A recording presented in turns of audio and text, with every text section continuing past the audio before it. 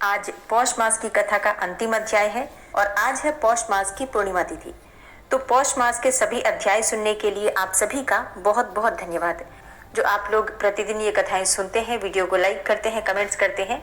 इसी प्रकार से माघ मास की कथा भी आपको प्रतिदिन सुनाई जाएगी, तो माघ मास की कथा भी आप लोग जरूर सुनिएगा। इसके साथ ही भगवान सत्यनारायण की कथा भी आज जरूर सुननी चाहिए। तो सत्यनारायण भगवान की कथा की वीडियो भी चैनल पर अपलोड है, आप लोग जरूर सुन सकते हैं। और अब भगवान श्री राम का ध्यान करके सेतु तीर्थ महात्मा का अंतिम अध्याय सुनते हैं। श्री सूत जी कहते हैं कि हे मुनिवरों, सेतु तीर्थ में किया हुआ जप, होम, तप और दान सब अक्षय कहा जाता है। धनुष कोटि में स्नान करके भक्ति पूर्वक श्री रामेश्वरम शिव का दर्शन करते हुए मनुष्य 3 दिन तक वहां निवास करे। यहाँ आदि षडक्षर अर्थात ओम नमः शिवाय इस मंत्र का भक्ति पूर्वक 1008 बार जप करके मनुष्य भगवान शिव का सायुज्य प्राप्त कर लेता है। मतलब ओम नमः शिवाय इस मंत्र का सिर्फ 1008 बार जप करके मनुष्य को भगवान शिव की प्राप्ति हो जाती है, शिव का सायुज्य प्राप्त हो जाता है। इस सेतु तीर्थ की महिमा का वर्णन करने के उद्देश्य से द्वौ समुद्रो इत्यादि श्रुति सनातन काल से विद्यमान है, जो माता के समान आदरणीय है। इसी प्रकार अदो यद दारु, यह दूसरी श्रुति भी इसी विषय में है। विष्णु कर्माणि पश्यत, ये श्रुति भी सेतु तीर्थ के वैभव का वर्णन करने वाली है।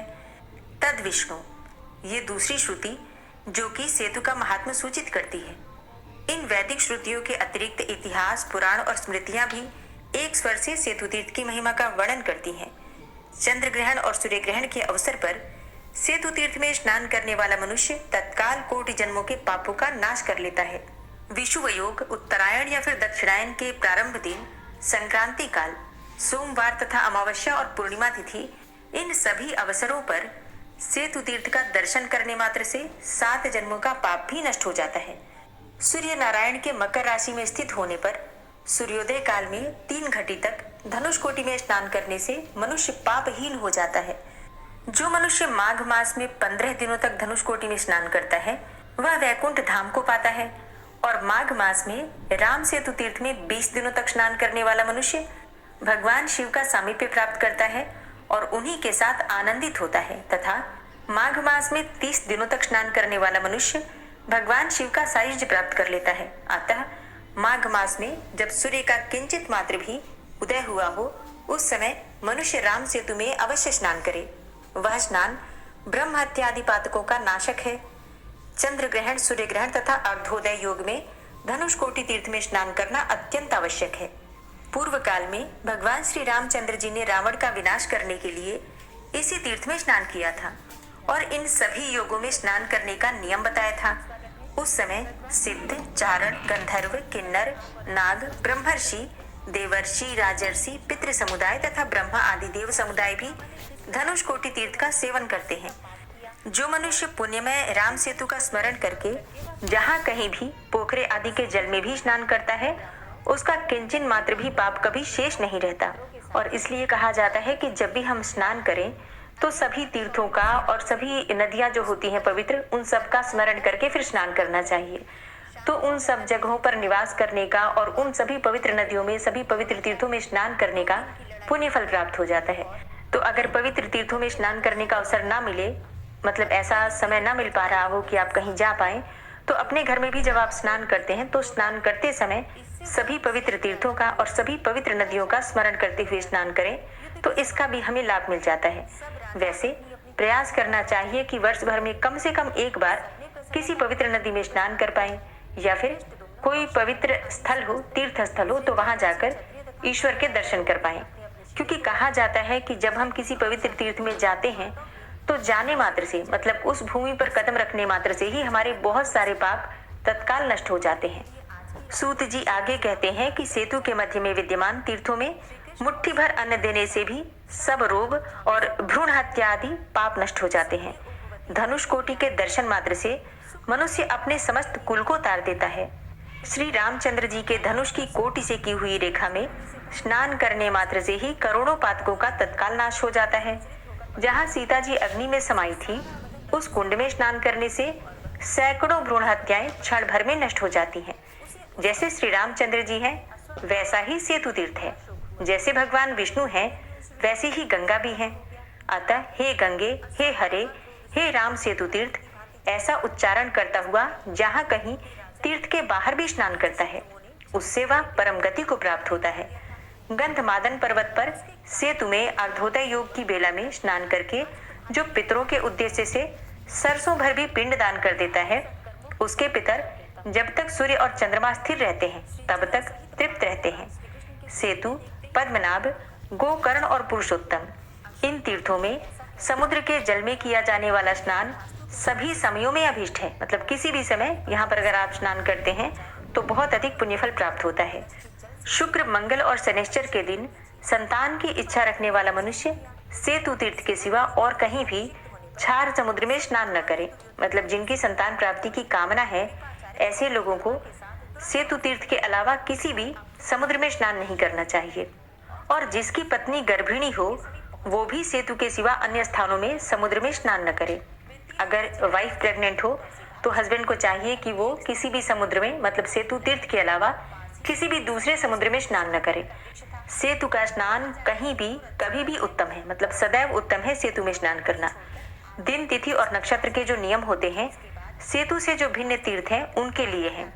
सेतु में नदी और समुद्र के संगम में, गंगा सागर संगम में, गोकर्ण क्षेत्र में और पुरुषोत्तम तीर्थ में भी सदैव समुद्र स्नान का विधान है। इन तीर्थों के अतिरिक्त कहीं भी बिना पर्व के समुद्र के जल का स्पर्श नहीं करना चाहिए। सीता और लक्ष्मण के साथ भगवान श्री रामचंद्र जी ने यहाँ सब देवताओं, पितरों और मुनियों के सुनते हुए ये प्रतिज्ञा की थी कि जो मनुष्य यहाँ मेरे द्वारा निर्मित सेतु में स्नान करेंगे वे यहाँ मेरे प्रसाद से फिर जन्म नहीं ग्रहण करेंगे। मेरे सेतु के दर्शन मात्र से सब पाप नष्ट हो जाते हैं। राम सेतु में रक्षा के लिए भगवान महाविष्णु सेतु माधव नाम से प्रसिद्ध होकर निवास करते हैं। माघ के महीने में जब सूर्य नारायण श्रवण नक्षत्र में हो तब रविवार के दिन सूर्य के अर्धोदय काल में यदि नागकर्ण रहित अमावस्या हो और साथ ही व्यतिपात योग भी हो तो उस समय वह अर्धोदय योग पुण्यदायक माना गया है। उस योग में सेतु तीर्थ में किया हुआ स्नान सायुज मुक्ति का कारण है। पूर्वोक्त योगों में से यदि एक एक भी मिल जाए तो भी वो स्नान, दान, जप और पूजन से मोक्षदायक होता है। फिर तिथि, वार, नक्षत्र, योग और संक्रांति, ये पांचों मिल जाएं तब तो पुण्य के विषय में कहना ही क्या है। नक्षत्रों में श्रवण, तिथियों में अमावस्या और योगों में व्यतिपात और दिनों में रविवार यहाँ के लिए श्रेष्ठ है। मकर राशि में सूर्य के स्थित होने पर यदि पूर्वोक्त चारों का योग हो तो उस समय जो मनुष्य सेतु तीर्थ में स्नान करता है वह मानव फिर कभी माता के गर्भ में नहीं जाता, अपितु सायुज मोक्ष को पा लेता है। इस प्रकार उक्त महोदय कारक काल पुण्य काल बताया गया है। इन पुण्य समयों में सेतु तीर्थ के भीतर स्नान का और दान का विधान है। जिस ब्राह्मण में सदाचार, तप, वेद, वेदांत, श्रवण, शिव विष्णु आदि की पूजा तथा पुराणार्थ प्रवचन की शक्ति हो वह दान का उत्तम पात्र बताया गया है। यदि सेतु तीर्थ में सुपात्र ब्राह्मण मिल जाए तो उसी को दान देना चाहिए। फल को चाहने वाले पुरुषों के लिए उचित है कि वे अधम पात्र के लिए दान न दें। अच्छा, दान के भी बड़े नियम बताए गए हैं। जैसे कि हम लोग सोचते हैं कि कहीं भी किसी को भी दे देना उसे दान कहा जाता है, तो यहाँ पर देखिए ये कथा आती है। एक समय राजा दिलीप ने श्री वशिष्ठ जी से पूछा कि पुरोहित जी, दान किसको देना चाहिए, ये यथार्थ रूप से बतलाइए। तब वशिष्ठ जी बोले, वैदिक आचार के पालन में लगा हुआ ब्राह्मण समस्त दान पात्रों में सर्वोत्तम है। वेद पुराणों के मंत्र, शिव विष्णु आदि का पूजन, वर्णाश्रम धर्मों का अनुष्ठान, ये सब जिसमें विद्यमान हो तथा जो दरिद्र और कुटुंबी हो वो दान का श्रेष्ठ पात्र कहलाता है। मतलब दरिद्र हो, परिवार भी हो उसके पास, लेकिन उसके पास सद्गुण भी हो। ऐसा नहीं कि सिर्फ गरीब हो इसलिए उसे दान देना है। दान उसे देना है, जैसा कि आप सुन पा रहे हैं, वेद पुराणों के मंत्र, शिव विष्णु आदि का पूजन, वर्णाश्रम धर्मों का अनुष्ठान, ये सब जिसमें विद्यमान हो तथा जो दरिद्र और कुटुंबी हो वह दान का श्रेष्ठ पात्र कहलाता है। और उस सत्पात्र को दिया हुआ दान धर्म, अर्थ, काम और मोक्ष का साधक होता है। पुण्य तीर्थों में विशेषतः सत्पात्र को दिया हुआ दान हितकारक होता है। दुष्ट पात्र को दान देने से नाना प्रकार के दोष प्राप्त होते हैं। अतः सब प्रकार के यत्न करके सत्पात्र को ही दान देना चाहिए। और सत्पात्र यदि तीर्थ में उपस्थित न हो तो किसी भी सत्पात्र को दान देने का संकल्प करके तीर्थ में जल छोड़ देना चाहिए। मतलब हाथ में जल लेकर आपको संकल्प लेना है कि आप किसी सत्पात्र को दान देंगे, और फिर यदि वह सत्पात्र जीवित न हो तो संकल्पित वस्तु उसके पुत्र को देनी चाहिए, परंतु तीर्थ में अधम पात्र को दान कदापि नहीं देना चाहिए। तो श्री सूत जी कहते हैं कि वशिष्ठ के ऐसा कहने पर राजा दिलीप ने तब से सदा सत्पात्र को ही उत्तम दान दिया। अयोध्या, दंडकारण्य, विरूपाक्ष, वेंकटाचल, शालग्राम, प्रयाग, कांची, द्वारका, मथुरा, पद्मनाभ, काशी विश्वनाथपुरी, सब नदियां, समुद्र तथा भास्कर पर्वत, इन क्षेत्रों में मुंडन और उपवास आवश्यक बताया गया है। जो मनुष्य मुंडन और उपवास न करके अपने घर को चला जाता है, उसके साथ ही उसके पातक भी उसके घर लौट जाते हैं। गंधमादन पर्वत पर जो 24 तीर्थ हैं, उनमें से लक्ष्मण तीर्थ में मुनियों ने मुंडन कराने का आदेश दिया है। लक्ष्मण तीर्थ के तट पर केवल सिर के बाल बनवाने चाहिए। इस प्रकार सेतु में सदा अर्धोदय योग में स्नान करना चाहिए। सेतु में अर्धोदय के समय अर्धोदय नाम से प्रसिद्ध निर्मल भगवान जगन्नाथ का पूजन करें, उससे श्री विष्णु प्रसन्न होते हैं। इसके बाद भगवान सूर्यदेव और चंद्रमा को अर्घ्य देना चाहिए और उनसे प्रार्थना करनी चाहिए। संपूर्ण जगत के स्वामी तेजो राशि दिवाकर आपको नमस्कार है। लक्ष्मी देवी के सहोदर सुधा कलश रूप भगवान चंद्रदेव, आप अग्नि गोत्र में उत्पन्न हुए हैं, आपको नमस्कार है। यह अर्घ्य स्वीकार करें। फिर व्यतिपात योग के लिए इस प्रकार से अर्घ्य दें।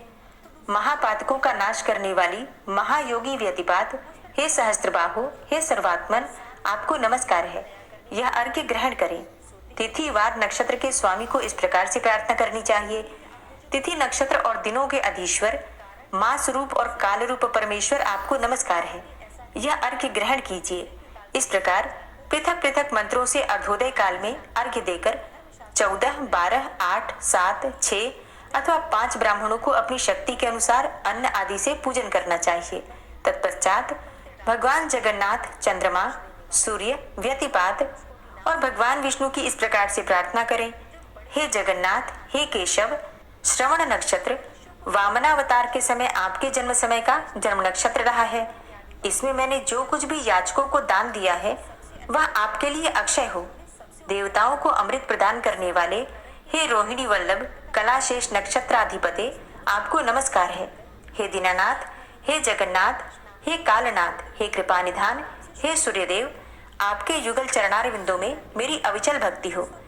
चंद्रमा और सूर्य के पुत्र व्यतिपात, आपको नमस्कार है। आपकी उपस्थिति में मैंने जो दान आदि कर्म किए हैं वो अक्षय हो। भगवान वासुदेव, हे जनार्दन, आप याचकों के लिए कल्प वृक्ष हैं। मास, ऋतु, अयन और काल सबके स्वामी हैं। हे हरे, मेरे पापों को शांत कीजिए। इस प्रकार पूजन और प्रार्थना करके श्राद्ध आरंभ करें। अपनी रुचि के अनुसार हिरण्य श्राद्ध, आत्म श्राद्ध अथवा पाक श्राद्ध करें। उसके बाद पार्वण श्राद्ध भी करें और स्नान काल में सेतु सेतु इस नाम का उच्च स्वर से उच्चारण करने पर मनुष्यों के करोड़ों पातक तत्काल नष्ट हो जाते हैं और वे भगवान विष्णु के परम पद को प्राप्त होते हैं। राम सेतु, धनुषकोटि, राम, सीता और लक्ष्मण, रामेश्वर, हनुमान, सुग्रीव आदि वानर, विभीषण, नारद, विश्वामित्र, अगस्त्य, वशिष्ठ, वामदेव, जाबाली तथा कश्यप, इन सबका स्नान काल में चिंतन करने वाला राम भक्त या अन्य पुरुष सब दुखों से छूट जाता है और परम पद को प्राप्त होता है। सत्य क्षेत्र, हरि क्षेत्र, कृष्ण क्षेत्र, नैमिष क्षेत्र, शालग्राम तीर्थ, बद्रिकाश्रम, हस्तिशैल अर्थात कालहस्ती, वृषाचल, शेषाद्रि, चित्रकूट, लक्ष्मी क्षेत्र, कुरंग क्षेत्र, कांची, कुंभकोण, मोहिनीपुर, इंद्राचल, श्वेताचल, पुण्यमय महास्थल पद्मनाभ, फुल्लग्राम, घटिकाद्रि, सार क्षेत्र, हरिस्थल, श्रीनिवास क्षेत्र, भक्तनाथ महास्थल, अलिंद नामक महाक्षेत्र, शुक क्षेत्र, वारुण क्षेत्र, मथुरा, श्री गोष्ठी, पुरुषोत्तम क्षेत्र, श्रीरंग क्षेत्र, पुंडरीकाक्ष तथा अन्य वैष्णव स्थलों में स्नान करने से जो पाप नष्ट होते हैं वे सब केवल सेतु तीर्थ में स्नान करने से निश्चय ही नष्ट हो जाते हैं। जो प्रातःकाल जलाशय में जाकर स्नान और आचमन करके शुद्ध चित्त होकर प्रसन्न मन से संध्योपासन पूर्वक वेद माता गायत्री की उपासना नहीं करता, अथवा जो पाप से दूषित अंतःकरण वाले मनुष्य आलस्य छोड़कर सायं, मध्याह्न और प्रातःकाल की संध्या नहीं करते, ब्रह्म यज्ञ, बलि वैश्वदेव और दोपहर के समय अतिथि पूजा से मुंह मोड़ते हैं, इसी प्रकार जो सायंकाल में भी अतिथियों का उनकी इच्छा के अनुरूप सत्कार नहीं करते, उन सबके उन कर्मों के त्याग से होने वाले समस्त पाप धनुष कोटि में स्नान करने मात्र से नष्ट हो जाते हैं। जो मनुष्य मध्याह्न काल में सन्यासियों को भिक्षा नहीं देते, जो कुत्सित बुद्धि वाले विप्र अपने पढ़े हुए तीनों वेदों को भूल जाते हैं अथवा वेद और वेदांगों का अध्ययन नहीं करते, प्रत्येक वर्ष में माता पिता का श्राद्ध नहीं करते तथा जो लोभवश महालय श्राद्ध, नित्य श्राद्ध, अष्टका श्राद्ध और अन्य नैमित्तिक श्राद्धों से जी चुराते हैं, उनके भी पातक धनुष कोटि में स्नान करने से दूर हो जाते हैं। कोई दुराचारी रहा हो अथवा उत्तम आचरण वाला रहा हो, यदि वह धनुष कोटि तीर्थ का सेवन करता है तो उसके संसार बंधन का नाश और पुनर्जन्म का अभाव हो जाता है। जो संसार समुद्र से पार होना चाहता है, उसे शीघ्र ही श्री रामचंद्र जी के धनुष कोटि में जाना चाहिए। हे मुनीश्वरों, तुम भी मुक्ति के सिद्धि के लिए श्री रामचंद्र जी की धनुष कोटि में जाओ। हे विप्रवरों, इस प्रकार तुमसे मैंने सेतु तीर्थ के उत्तम महात्म का वर्णन किया। जो मनुष्य एकाग्र चित्त होकर इस पवित्र महात्म को पढ़ता अथवा सुनता है, वह अग्निष्टोम आदि यज्ञों का पूर्ण फल पाता है। जो इसका 2 बार पाठ या श्रवण करता है, वह श्रेष्ठ विमान पर आरूढ़ होकर भगवान शिव के समीप जाता है। जो 3 बार एकाग्र चित्त से इसका पाठ या श्रवण करता है, वह शिव जी को प्रसन्न करके उनका सारूप्य प्राप्त कर लेता है। जो बार बार इस उत्तम महात्म को पढ़ता अथवा सुनता है, वह गिरजापति महादेव जी का सायुज्य प्राप्त करता है। जो मनुष्य प्रतिदिन इस महात्म का 1 श्लोक, आधा श्लोक, 1 चरण, 1 पद अथवा 1 अक्षर भी पढ़ता है, उसका उस दिन का किया हुआ पाप उसी क्षण नष्ट हो जाता है। सेतु के मध्य में विद्यमान अन्य तीर्थों में स्नान करने से जो फल होता है, वह इस महात्म के पढ़ने अथवा सुनने से ही प्राप्त हो जाता है। जिसके घर में यह महात्म हस्तलिखित पुस्तक के रूप में विद्यमान है, वहां पर भूत वेताल आदि से भय नहीं प्राप्त होता, शनैश्चर और मंगल आदि क्रूर ग्रहों की पीड़ा भी नहीं रहती। यह पवित्र एवं उत्तम महात्म जिसके घर में विद्यमान हो, उसके घर को राम सेतु तीर्थ ही जानना चाहिए। इस पुण्यदायक महात्म को मठ अथवा देवालय में पढ़ना चाहिए। नदी और सरोवर के किनारे अथवा पवित्र वन भूमि या श्रोत्रियों के घर पर इसका पाठ करना चाहिए। विषुव योग में अयनारंभ के दिन, पुण्यमय एकादशी तिथि को तथा अष्टमी और चतुर्दशी को इस महात्म का विशेष रूप से पाठ करना चाहिए। मनुष्य मन और इंद्रियों को संयम में रखकर ही इस महात्म को पढ़े तथा श्रोता भी शौच संतोष आदि नियमों से युक्त होकर ही इस उत्तम प्रसंग को सुने। यह पवित्र महात्म वेदार्थों के समावेश से विस्तार को प्राप्त हुआ है। यह सब पापों का नाश करने वाला है। स्मृतिकारों को यह मान्य है और मुनिवर व्यास जी को भी यह अत्यंत प्रिय है। अपना कल्याण चाहने वाले पुरुष को इसका श्रवण और पाठ करना चाहिए। सुनाने वाले आचार्य को भी अपनी अपनी शक्ति के अनुसार जो कुछ बन सके सुवर्ण आदि दान देना चाहिए, क्योंकि कथावाचक के पूजित होने पर ब्रह्मा, विष्णु और शिव तीनों देवता पूजित होते हैं और उनके पूजित होने पर तीनों लोग पूजित हो जाते हैं। दशरथ नंदन श्री राम के रूप में भूतल पर अवतीर्ण हुए साक्षात श्री हरि सीता और लक्ष्मण के साथ कृपा करके इस महावाक्य के वक्ता और श्रोताओं को इहलोक में भोग और परलोक में मुक्ति प्रदान करते हैं।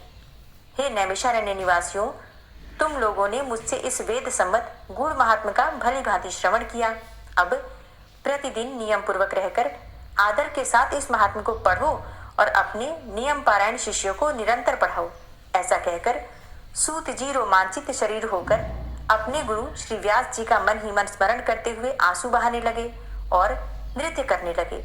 इसी बीच में महाविद्वान पराशर नंदन महामुनि व्यास शिष्य पर अनुग्रह करने की इच्छा से वहां शीघ्र ही प्रकट हो गए। सत्यवती नंदन व्यास जी को वहां आया हुआ देखकर सूत जी ने नैमिषारण्य निवासी समस्त मुनियों के साथ उनके चरणारविंदों में दंड की भांति गिरकर साष्टांग प्रणाम किया और आनंद के आंसू बहाने लगे। चरणों में पड़े हुए अपने प्यारे शिष्य को व्यास जी ने अपने दोनों हाथों से उठाया तथा आशीर्वाद से प्रसन्न करते हुए बारंबार हृदय से लगाया। तत्पश्चात मुनियों के लाए हुए उत्तम आसन पर महातेजस्वी व्यास जी बैठे। उस समय उन्होंने शौनक आदि मुनियों से कहा, हे मुनिवरों, मैंने इस समय यह जान लिया था कि मेरे शिष्य सूत ने तुमसे सेतु तीर्थ का उत्तम महात्म कहा है, जो बड़े बड़े पातकों का नाश करने वाला है। यह महात्म बड़ा ही महत्वपूर्ण है।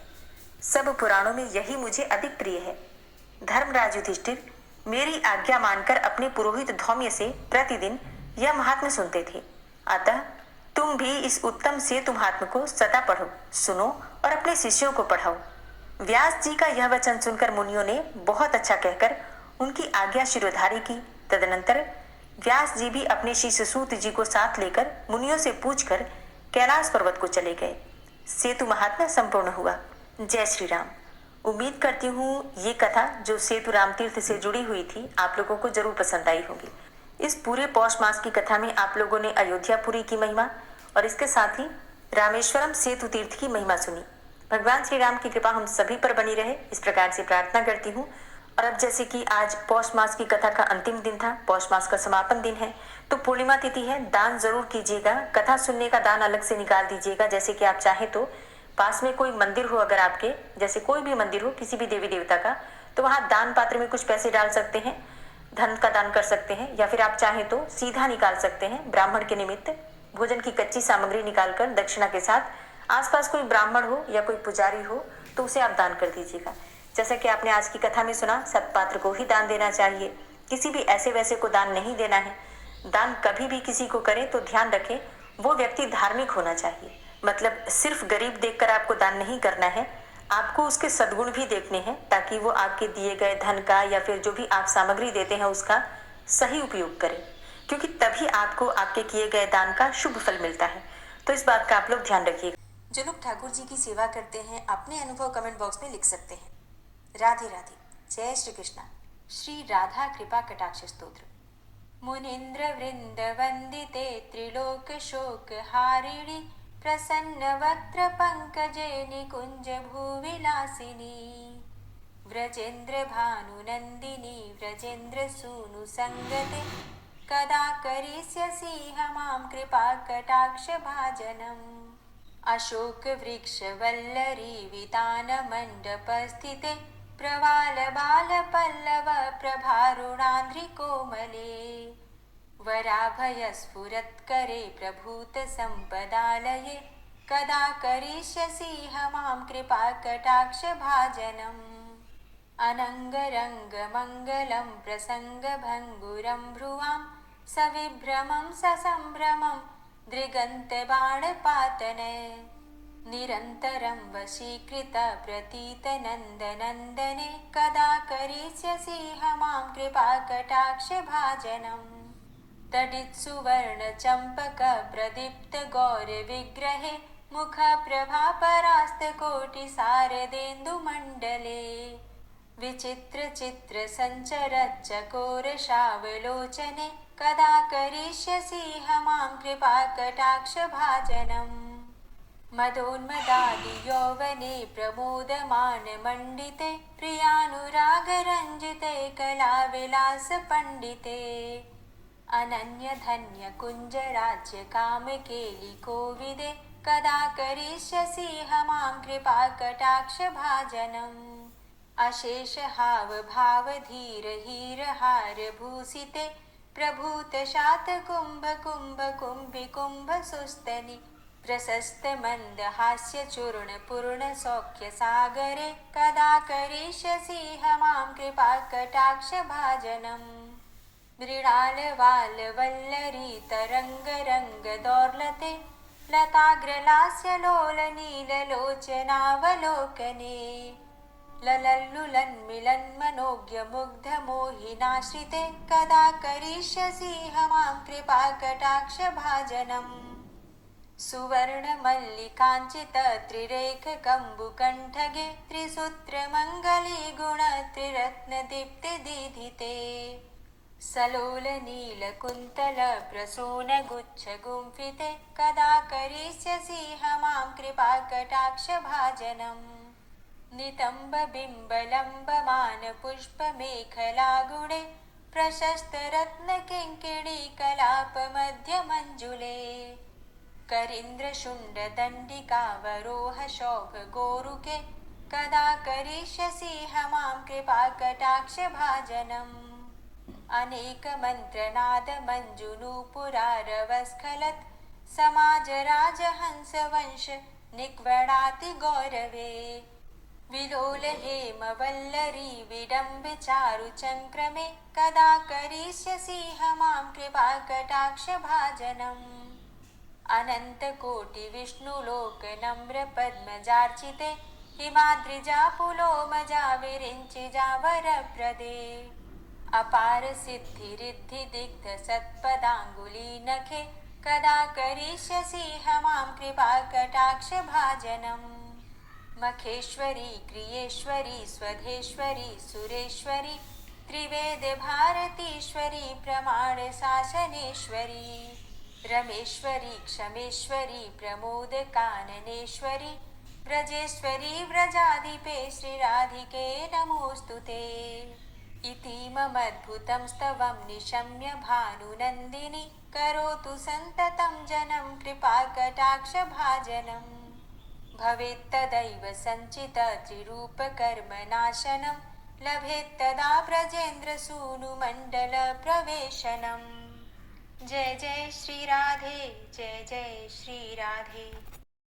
विश्वं विश्वरूपचत्कारो भूतभव्य भवत्प्रभु भूतकृत भूतभृद्भावो भूतात्मा भूतवाहन भूतात्मा परमात्मा च मुक्तानां परमागति अव्ययः पुरुषः साक्षी क्षेत्रज्ञो अक्षर एव च योगो योगविदां नेता प्रधानपुरुषेश्वरः नारसिंहवपुः श्रीमान् केशवः पुरुषोत्तमः सर्वः शर्वः शिवस्थाणुर्भूतादिर्निधिर्व्ययः सम्भवो भावनो भर्ता प्रभवः प्रभुरीश्वरः स्वयंभू शम्भुरादित्यः पुष्कराक्षो महास्वनः अनादिनिधनो धाता विधाता धातुरुत्तमः अप्रमेयो ऋषिकेश पद्मनाभो अमरप्रभु विश्वकर्मा मनुस्त्वष्टा स्थविष्ठः स्थविरोधुवः अग्राह्यः शाश्वतः कृष्णो लोहिताक्षः प्रदर्दनः प्रभूतस्त्रिककुब्धाम पवित्रं मङ्गलं परम् ईशानः प्राणदः प्राणो ज्येष्ठः श्रेष्ठः प्रजापति हिरण्यगर्भो भूगर्भो माधवो मधुसूदनः ईश्वरो विक्रमी धन्वी मेधावी विक्रमः क्रमः अनुत्तमो दुराधर्षः कृतज्ञः कृतिरात्मवान् सुरेशः शरणं शर्म विश्वरेताः प्रजाभव अह संवत्सरो व्यालः प्रत्ययः सर्वदर्शनः अजः सर्वेश्वरः सिद्धः सिद्धे सर्वादिर्च्युतः वृषाकपिरिमेयात्मा सर्वयोगविनिश्रितः वसुर्वसुमना सत्य समात्मा संवितः समः अमोघ पुण्डरीकाक्षो वृषकर्मा वृषाकृतिः रुद्रो बहुशिरा बभ्रुर्विश्वयोनिः शुचिश्रवः अमृतः शाश्वतस्थाणुर्वरारोहो महातपः सर्वगः सर्वविद्भानुर्विश्वक्सेनो जनार्दनः वेदो वेदविद्यङ्गो वेदाङ्गो वेदवित्कविः लोकाध्यक्षः सुराध्यक्षो धर्माध्यक्षः कृताकृतः चतुरात्मा चतुर्व्यूहश्चतुर्द्रष्टश्चतुर्भुजः भ्राजेष्ठुर्भोजनं भोक्ता सहिस्रुर्जगदाति च अनघो विजयोजेता विश्वयोनिः पुनर्वसु उपेन्द्रो वामनः प्रांशुर्मोघः शुचिरुर्जितः अतीन्द्रः संग्रहः सर्गो धृतात्मा नियमो यमः वेद्यो वैद्यः सदा योगी वीरः माधवो मधु अतीन्द्रियो महामायो महोत्साहो महाबलः महाबुद्धिर्महावीर्यो महाशक्तिर्महाद्युतिः अनिर्देश्य वपु श्रीमान् मेयात्मा महाधृतिर् महेश्वासो महीभर्ता श्रीनिवासः सतां गति अनिरुद्ध सुरानन्दो गोविन्दो गोविन्दाम्पति मरीचिर्दमनो हंस सुपर्णो भुजगोत्तम हिरण्यनाभ सुतपा पद्मनाभ प्रजापति अमृत्यु सर्वदिक्सिंह संधाता संधिमान स्थिर अजो दूर्मर्षण शास्ता विश्रुतात्मा सुरारिः गुरुर्गुर्तमो धाम सत्य सत्य पराक्रम निमिषो अनिमिषो श्रग्वी वाचस्पतिरुदारथि अग्रणिर्ग्रामणी श्रीमान् न्यायो नेता समीरण सहस्रमूर्धा विश्वात्मा सहस्राक्ष सहस्रपात आवर्तनो निवृत्तात्मा संवृतः संप्रवर्धन असंवर्तको वह निर्निलोधरणीधरः सुप्रसादः प्रसन्नात्मा विश्वदृक् विशुभुग् विभु सत्कर्ता सत्कृतः साधु जहनुर्नारायणो नरः असंख्येयो अप्रमेयात्मा विशिष्टशिष्टकृच्छुवि सिद्धार्थः सिद्धसङ्कल्पः सिद्धिदः सिद्धिसाधनः वृषाहि वृषभो विष्णुर्विष्पर्वा वृषोदरः वर्धनो वर्धमानश्च विविक्तः श्रुतिसागरः सुभुजो दूर्धरो वाग्मी महेन्द्रो वसुदो वसु नैकरूपो बृहद्रूप शिपिविष्टः प्रकाशनः ओजस्तेजो द्युतिधरः प्रकाशात्मा प्रतापनः रिद्धस्तष्टाक्षरो मन्त्रश्चन्द्रांशुर्भास्करद्युतिः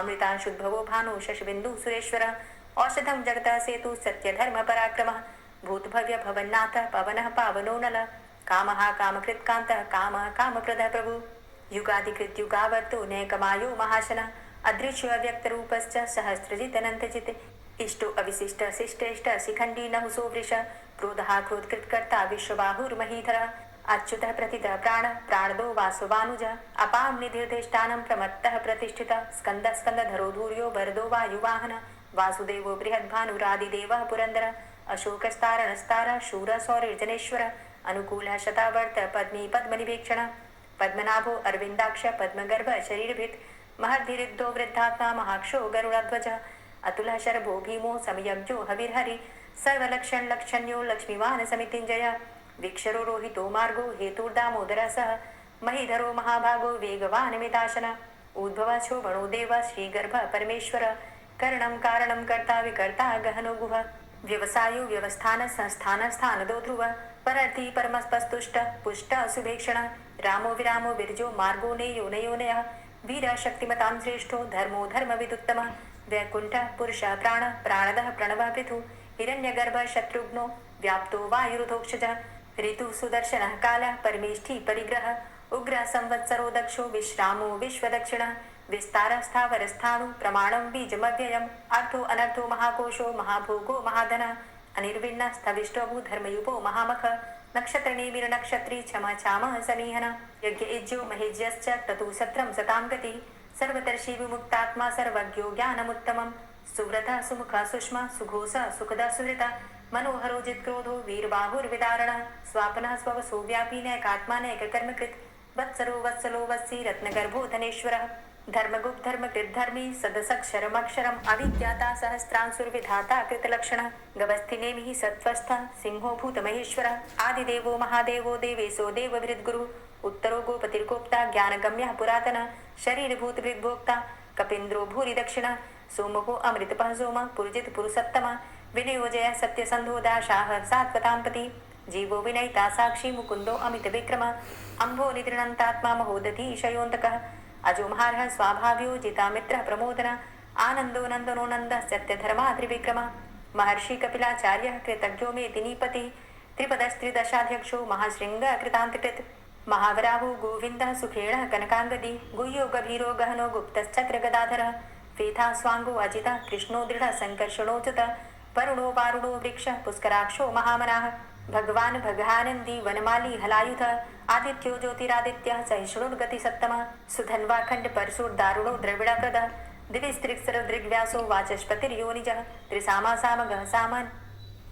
धन्वाखण्ड परशुर्दारुणो द्रविडप्रदः दिविस्त्रिक्सर दृग्व्यासो वाचस्पतिर्योनिजः त्रिसामा सामगः साम निर्वाणं भेषजं भिषक् संन्यासकृच्छमः शान्तो निष्ठा शान्तिः परायणम् शुभांग शांतिदा स्रष्टा कुमुदः कुबलेशय गोहितो गोपतिर्गोप्ता वृषभाक्षो वृषप्रिया अनिवर्ति निवृतात्मा संचेता चेमकृच्छिव श्रीवत्सवक्षा श्रीवास श्रीपति श्रीमतांबर श्रीदा श्रीश श्रीनिवास श्रीनिधि श्रीविभावन श्रीधर श्रीकर श्रेय श्रीमान लोकत्रयाश्रय स्वक्ष स्वंग शतानंदो नंदिर्ज्योतिर्गणेश्वर विजितात्मा विधेयात्मा सत्कीर्तिश्छिन्न संशय उदीर्ण सर्वतक्षसुर निशा शाश्वत स्थिर भूषयो भूषणो भूतिर्विशोकः शोकनाशन अर्चिष्मानर्चिता कुंभो विशुद्धात्मा विशोधन अनिरुद्धो अप्रतिरथ प्रद्युम्नो अमित विक्रम कालिनेमि निहावीर शौरी सूर्जनेश्वर त्रिलोकात्मा त्रिलोकेशः केशवः केशिहारी कामदेवः कामपालः कामीकान्तः कृतागमः अनिर्देशव पुर्विष्णुर्वीरो अनन्तो धनञ्जयः ब्रह्मण्यो ब्रह्मकृत् ब्रह्म ब्रह्म ब्रह्म विवर्धन ब्रह्मविद् ब्राह्मणे ब्रह्मी ब्रह्मज्ञो ब्राह्मण प्रियः महाक्रमो महाकर्मा महातेजा महोरगः महाक्रतुर्महायज्वा महायज्ञो महाहवि स्तव्यः स्तव प्रियः स्तोत्रं स्तुतिस्तोतारण प्रियः पूर्णः पुरैता पुण्यः पुण्यकीर्तिर्नामयः मनोजवस्तीर्थकरो वसुरेता वसुप्रदः वसुप्रदो वासुदेव वसुर्वसुमनाहवि सद्गतिः सत्कीर्तिः सत्ता सद्भूतिः सत्परायणः शूरसेनो यदुश्रेष्ठः सन्निवासः सुयामुनः भूतावासो वासुदेवः सर्वासु निलयोनलः दर्पः दर्पदो दृप्तो दूर्धरोधा पराजितः विश्वमूर्तिर्महामूर्तिर्दीप्तमूर्तिर्मूर्तिमान् अनेकमूर्तिरव्यक्तः शतमूर्तिः शताननः एको नैकः सवकः किं यत्तत्पदमनुत्तमं लोकबन्धुर्लोकनाथो माधवो भक्तवत्सलः सुवर्णवर्णो हेमाङ्गो वराङ्गश्चन्दनाङ्गदी वीरः विषमः शून्यो घृताशीरचलश्चलः अमानीमानदो मान्यो लोकस्वामी त्रिलोकधृक् सुमेधा मेधजो धन्यः सत्यमेधाधराधरः तेजो वृषः द्वितिधरः सर्वशस्त्रभृताम्बरः प्रग्रहो निग्रहो व्यग्रो नैकशृङ्गो गदाग्रजः चतुर्मूर्तिश्चतुर्बाहुश्चतुर्व्यूहश्चतुर्गति चतुरात्मा चतुर्भावश्चतुर्वेद विदेकपात समावर्तो अनिवृतात्मा दुर्जयो दुरतिक्रम दुर्लभो दुर्गमो दुर्गो दुरावासो दुरारिहा शुभांगो लोक सारंग सुतंतुस्तंतु वर्धन इंद्रकर्मा महाकर्मा कृतकर्मा कृतागम उद्भव सुंदर सुंदो रत्ननाभ सुलोचन अर्को वाजसन श्रृंगी जयंत सर्वविजयी सुवर्ण बिंदु रक्षोभ्य सर्वभागीश्वरेश्वर महाहृदो महागर्तो महाभूतो महानिधि कुमुदः कुन्दरः कुन्दः पर्जन्यः पावनो नीलः अमृताशो अमृत वपु सर्वज्ञ सर्वतोमुख सुलभ सुव्रत सिद्ध शत्रुजित शत्रुतापन न्यग्रोधो दुम्बरो अस्वस्थ चाणुरांध्र निषूदन सहस्रार्चि सप्तजीव सप्तैधा सप्तवाहन अमूर्तिरणघो अचिन्त्यो भयकृद भयनाशन अणुर्बृहत् कृश स्थूलो गुणभृन्निर्गुणो महान् अधृत स्वधृत स्वास्य प्राग्वंशो वंशवर्धन भारभृति कथितो योगी योगी स सर्वकामद आश्रम श्रमण छाम सुपर्णो वायुवाहन धनुर्धरो धनुर्वेदो दण्डोदमयितादम अपराजितः सर्वसहो नियन्ता नियमो यमः सत्त्ववान् सात्विक सत्य सत्यधर्मपरायण अभिप्राय प्रियार्होर्ह प्रियकृत् प्रीतिवर्धन विहाय सगतिर्ज्योति सुरुचिर्हुद्भुग्विभु रविर्विलोचन सूर्य सविता रविलोचन अनंतो हुद्भुग्भोक्ता सुखदो नैकजोग्रज अनिर्विण्ण सदामर्षि लोकाधिष्ठानमद्भुत सनात सनातन्तमः कपिलः कपिरप्यय स्वस्तिदा स्वस्तिकृत् स्वस्ति स्वस्तिभुक् स्वस्ति दक्षिण रौद्रः कुण्डली चक्रे विक्रमयुर्जित शासन शब्दातिगा शब्दशः शिशिरः शर्वरीकर अक्रूरः पेशलो दक्षो दक्षिणः क्षमिणाम्बर विद्वतमो विद्भय पुण्यश्रवण कीर्तन उत्तारणो दुष्कृतिः पुण्यो दुःस्वप्ननाशन वीरहारक्षण संतो जीवन पर्यवस्थित अनंतरूपो अनंतसृर्जित मन्युर्भयापः चतुरष्ट्रो गभीरात्मा विदिशो व्यादिशो दिश अनादिर्भूर्भुवो लक्ष्मी सुवीरो रुचिरांगद जननो जन्मादिर्भीमो भीम पराक्रम आधारनीले योधाता पुष्पहासः प्रजागर ऊर्ध्वग सत्पथाचार प्राणदः प्रणवापण प्रमाणं प्राणनीलियः प्राणभृत् प्राणजीवन तत्त्वं तत्त्वविदेकात्मा जन्म मृत्यु जरातिग भूर्भुवस्वस्तरुस्तार सविता प्रपितामह यज्ञो यज्ञपतिर्यज्वा यज्ञांगो यज्ञवाहन यज्ञभृद्यज्ञ कृद्यज्ञ यज्ञभुक् यज्ञ साधन यज्ञान्तिकृद्यज्ञ गुह्यमन्यमन्नादेव च आत्मयोनिः स्वयं जातो वैखानः सामगायन देवकी नंदन स्रष्टा क्षितिसः पापनाशन शङ्खभृन्नन्दकी चक्री शारङ्गधन्वा गदाधर रथांगपाणिरक्षोभ्य सर्वप्रहरणायुध ओम नमः इति। दोस्तों उम्मीद करती हूँ आज की कथा आपको जरूर पसंद आई होगी। तो अगर कथा पसंद आई हो तो वीडियो को लाइक ज़रूर किया कीजिए और अगर संभव हो तो वीडियो को ज़्यादा से ज़्यादा शेयर कीजिए और हाँ कमेंट बॉक्स में राधे राधे ज़रूर लिखा कीजिए। और जो भक्त इस चैनल पर पहली बार आए हैं अभी तक आपने चैनल को सब्सक्राइब नहीं किया है तो आज की वीडियो अगर आपको अच्छी लगे तो चैनल को सब्सक्राइब करके बेल आइकन को ज़रूर प्रेस कर लीजिए। इससे ये होगा कि इस चैनल पर जो भी नई वीडियो अपलोड होंगी उनकी नोटिफिकेशन आपको सही समय पर प्राप्त होगी। मिलती हूँ मैं आपसे अगली वीडियो में, तब तक के लिए जय श्री राधे।